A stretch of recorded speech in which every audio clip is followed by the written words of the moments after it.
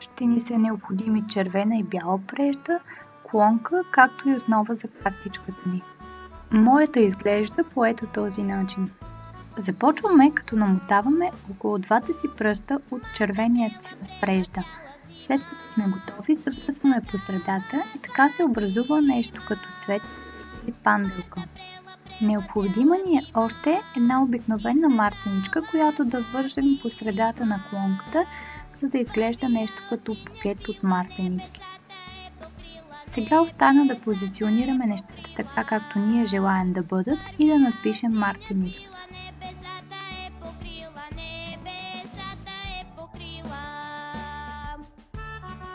Сега остава единствено да залепим нашата мартеничка и клонките.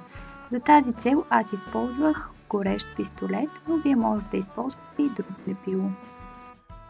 Ще се радвам, ако идеята ви е харесала и се радвате вашите близки приятели.